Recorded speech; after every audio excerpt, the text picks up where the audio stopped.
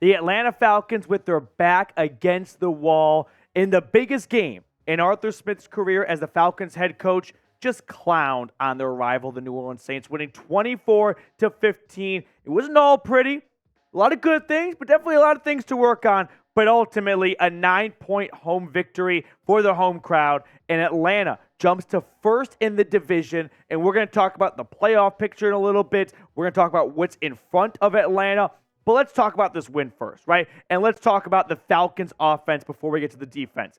Desmond Ridder wasn't all great. And that seems to be the consistent thing with Ridder, where you got some good things, but ultimately there are a lot of things we still need to see improvement on. He went 13 for 21, 168 yards, an amazing touchdown pass to Bijan Robinson, but the interceptions, the turnovers, specifically when they happen in the red zone. Now, I'm not quite sure if Robinson ran the wrong route on that red zone interception, which was just an easy pick for Tyrann Mathieu, or what really happened there. But ultimately, Desmond Ridder knows the turnovers are his biggest Achilles heel, and when he gets the starting job back, it's a little concerning to see him throw 2 picks. But if there is one really good thing about Ridder's game, how about the gutsiness of him, right? How about his ability to know, hey, I know that I might not be the most popular guy in ATL at the moment, but I'm going to hold it on a QB option, right? I'm not afraid to have the ball in my hand. I'm not going to be some puss that just wants to get the ball out of my hands as soon as possible,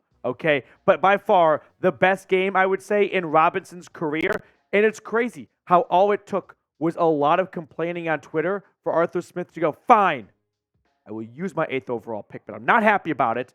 And what does Robinson do? He goes off for 2 touchdowns and 123 yards from the line of scrimmage. 17-yard long run, 26-yard long reception on the touchdown.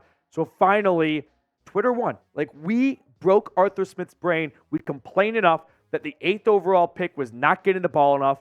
And ultimately, Art goes, fine, we'll use Robinson. Tyler Algier, I'm very sorry. Speaking of Tyler Algier, he had a good day too. 10 carries for 64 yards. But let's talk about Drake London for a moment, because Atlanta went into this game riding a 3-game losing streak, coming off the bye. And my preview for this game was really simple. If you want to get out of a rut, if you want to get back on track, do it by going to your stars. And what does Atlanta do on offense? They go to Bijan and they go to Drake London. 5 grabs for 91 yards for Mr. London. And then Jessie Bates on the defensive side of the football. A long pick 6, by far the best free agent signing in recent Falcons history on the defensive side of the football, and maybe just kind of all together.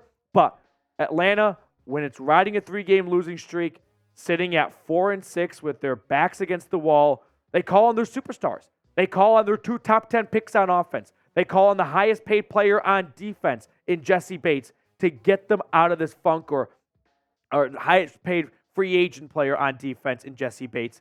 And that got the job done. So credit to Arthur Smith and this coaching staff. They came out of this bye and they were prepared for New Orleans. And yes, defensively, they probably gave up a little bit more too much yards than we were accustomed to seeing. By far, one of the worst total yards allowed of the season altogether. But they held New Orleans in check. They made the plays when they had to. And now the Falcons sit there at 5-6. And believe it or not, first in the NFC South. So let me know, will the Falcons win the division?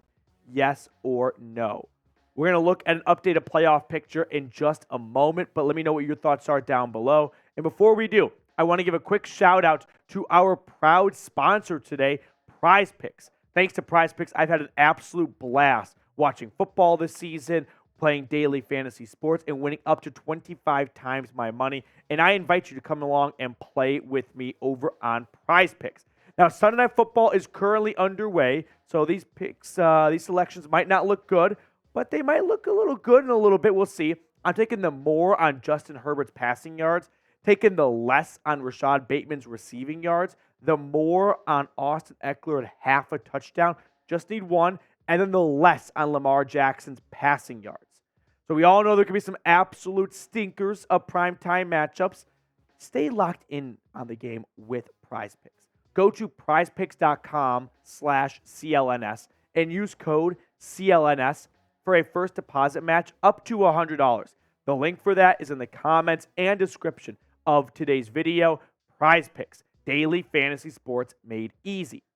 Now, producer Smitty was like, wait a minute, Atlanta won, but they gave up 444 total yards of offense. Yeah, they unfortunately did give up a lot of yards, but ultimately, Atlanta had some key takeaways, 2 big turnovers in this game. So it felt like every time Derek Carr and the Saints were moving down the field, Atlanta's defense, which has been a bend, don't break defense all season long, had an answer for them.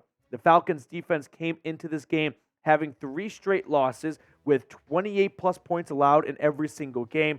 This time, they put a big stop to that, and they give up only 15 points to New Orleans. As for Atlanta's offense, again, Desmond Ridder, we know what he is at this point. He's going to make some nice throws at times. Like, he's going to make impressive throws into tight windows down the field. He's going to have some nice flick of the wrist moments to Bijan Robinson, but we're going to have the turnovers.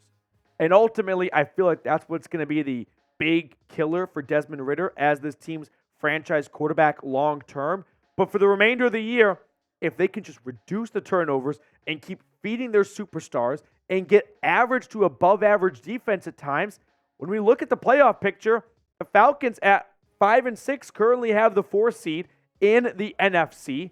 The Saints now fall to 5-6. They play one more time, Atlanta, New Orleans. This time, or the next time, happening in the Big Easy. But the Falcons at 5-6, I mean, let's just talk about their upcoming games for a moment. They're going to go to the Jets. The New York Jets are starting Tim Boyle. Go look at his UConn stats. That's the guy they're playing against next week. I'm pretty confident in Atlanta, okay? Then they come home and play the Bucs. They beat them once in Tampa. Why can't they beat them at home? And then they go to Carolina, a 1-win Panthers team. Home against a pretty good Colts team that's 6-5 right now. And then they round out the year at Chicago, a bad Bears team. And then at New Orleans, where, well, we just saw what happened when the Falcons and the Saints meet up. So I'm liking Atlanta's chances to at least go 500 the rest of the way. And at 5-6, that's going to be enough probably to win the NFC South and get them into the postseason. So was it all pretty? No.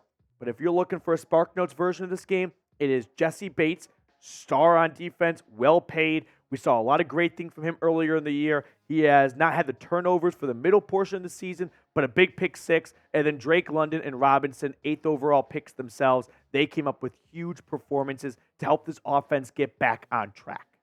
That's going to do it for us on this show. Thank you so much for tuning into our Falcons recap against the Saints. If you subscribe, well, who knows? Maybe the Falcons can start stringing together a couple more wins.